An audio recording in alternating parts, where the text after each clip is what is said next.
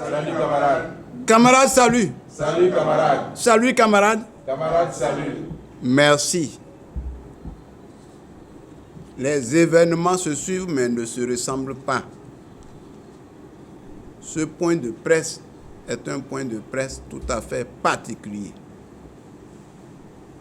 Parce qu'il s'agit de la vie de tout un pays.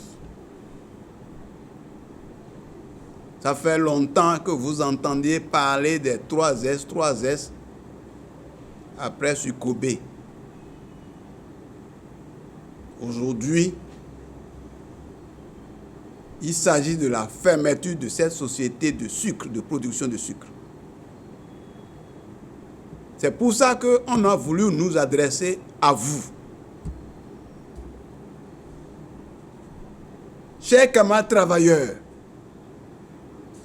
chers amis de la presse, la CSTB a donc décidé de vous entretenir par rapport à une situation grave qui hypothèque dangereusement la vie des milliers de Béninois du point de vue de la perte des emplois et des citoyens de tout le pays en matière de souveraineté dans la production du sucre.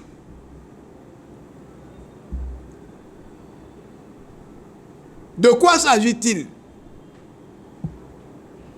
Depuis le 7 mai 2023, 209 travailleurs permanents et près de 4000 travailleurs occasionnels et saisonniers de la société sucrière de Savais, Sucobé, ont perdu leur emploi sur décision du gouvernement de la rupture.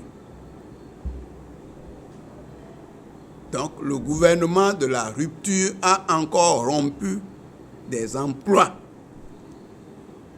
Cette société sucrière, anciennement appelée 3S, Société sucrière de Savais, a été créée conjointement par les États du Nigeria et du Bénin depuis 1973 et a officiellement commencé la production du sucre en 1983.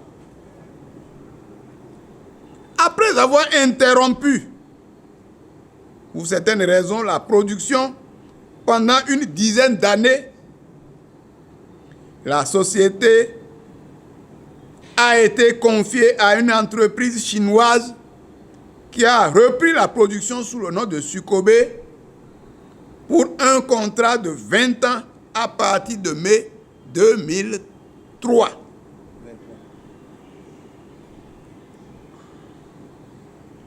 Cette société qui fabriquait du sucre roux et blanc de très bonne qualité produisait pendant cette vingtaine d'années environ 15 000 tonnes de sucre par an et 3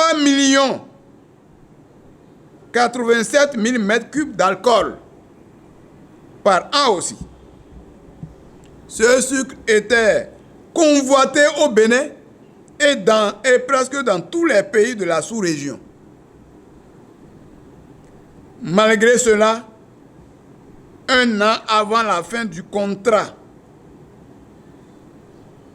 les gouvernements du Bénin et du Nigeria ont envoyé à la société Sucobé un préavis de non-renouvellement de contrat pour non-respect de certaines clauses par la partie chinoise. Nous n'allons pas nous étendre ici sur les raisons de cette raison de non-renouvellement. Mais que s'est-il passé pour que jusqu'à la fin de toute une année, sinon même plus d'une année, de préavis, que les gouvernements des deux pays ne trouvent pas de repreneur? Après 20 ans, normalement même 5 ans avant, si les gens ne devraient pas renouveler, ils savaient déjà. Qu'est-ce qui s'est passé pour que après avoir notifié à la société qu'on ne va pas renouveler son contrat. Que s'est-il passé pour qu'après ça, il n'y ait pas de repreneur? Nous avons suivi avec beaucoup d'étonnement et d'insatisfaction la ministre de l'Industrie et du Commerce, Madame Sadia Assouma, répondant au nom du gouvernement aux questions des députés à l'Assemblée nationale le jeudi 16 novembre 2023. Elle répondait en substance que les recherches des sociétés repreneuses ont démarré depuis 2021 sans succès. Pourtant, les travailleurs témoignent qu'une société chinoise candidate s'est même présentée aux travailleurs plus d'1 an avant la fin du contrat et est allée jusqu'à produire une pépinière d'expérimentation et faire une campagne d'essai concluante. Comment peut-on dire aujourd'hui qu'il n'y a eu aucun dossier de candidature? Alors, l'information servie en son temps aux travailleurs était qu'on attendait la fin des élections présidentielles au Nigeria pour dépouiller les dossiers en attente. Dans tous les cas, même s'il n'y a pas d'investisseurs étrangers intéressés par la reprise, les travailleurs sont prêts à prendre en main la gestion de l'entreprise avec l'appui de l'État béninois. Comme vous le suivez, ces travailleurs-là,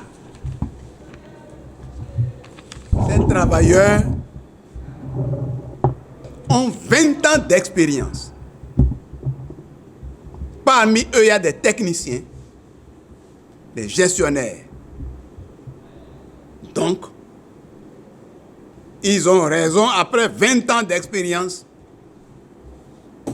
si l'État n'a pas trouvé de repreneurs étrangers, nous pensons qu'effectivement,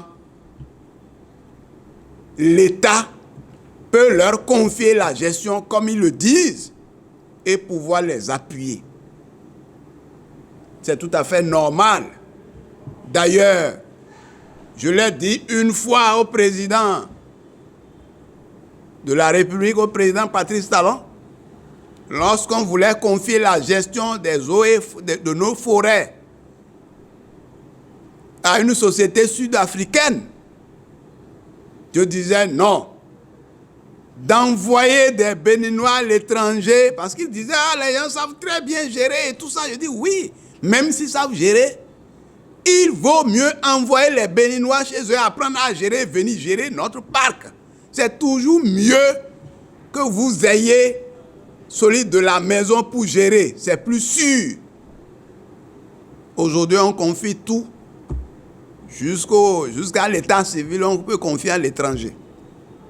Chers camarades, chers amis de la presse, dans notre sous-région de l'Afrique de l'Ouest, presque tous les pays, le Nigeria, le Togo, le Burkina, la Côte d'Ivoire, le Ghana et autres, produisent tous du sucre.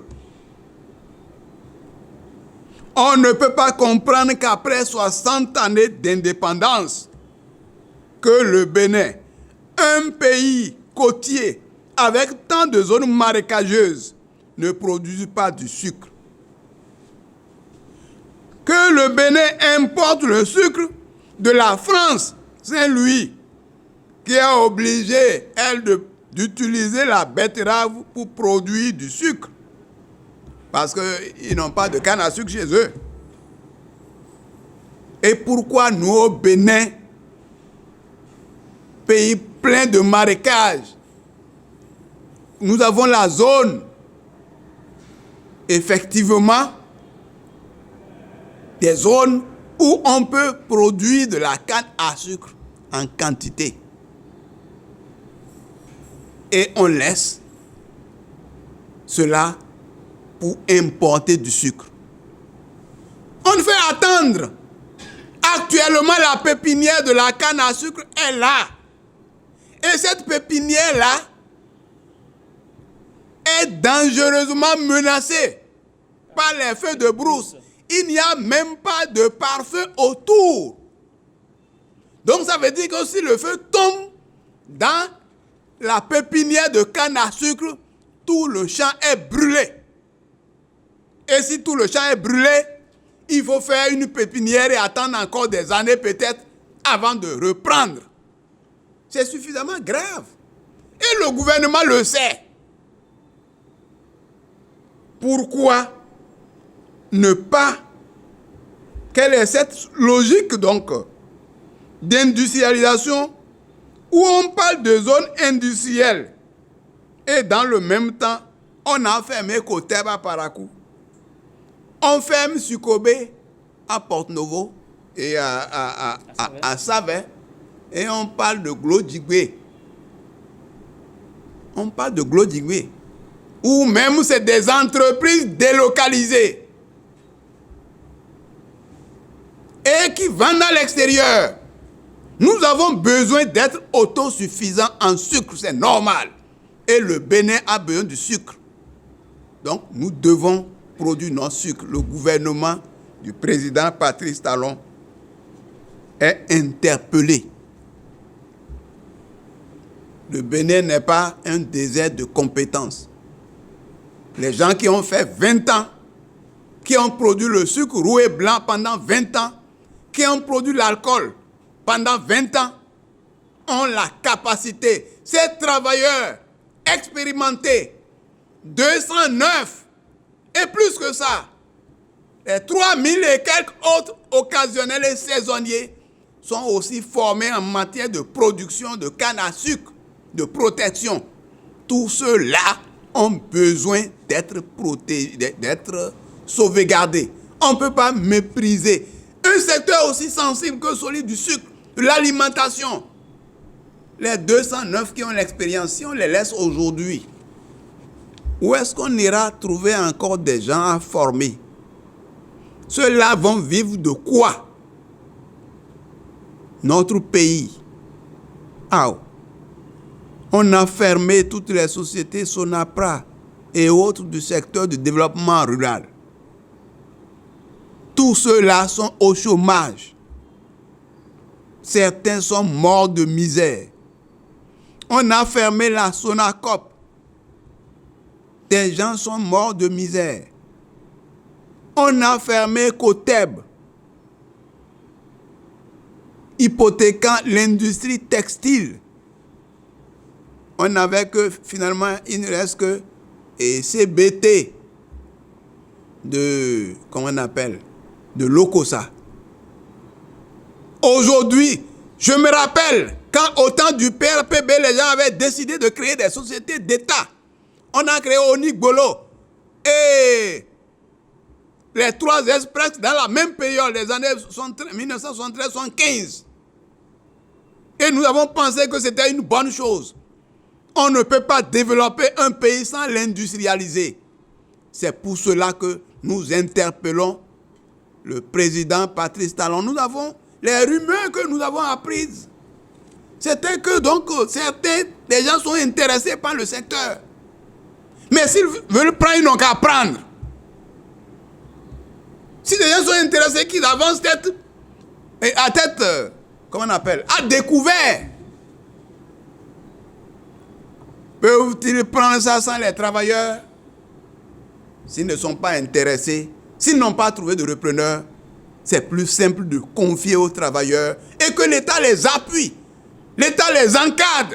Ils pourront véritablement développer cette industrie nationale qui est un patrimoine très sensible à sauvegarder dans notre pays pour le développement de notre pays, pour la survie des emplois, pour donc notre sécurité alimentaire. Les gens vont nous envoyer un sucre venu d'ailleurs, dont on ne connaît même pas la qualité. Voilà pourquoi je vous remercie, chers amis de la presse, chers travailleurs, vous qui êtes venus nous suivre.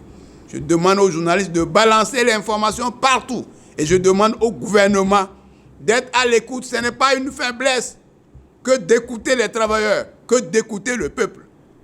Voilà ce que j'ai voulu Nous avons voulu vous dire ce soir, je vous remercie.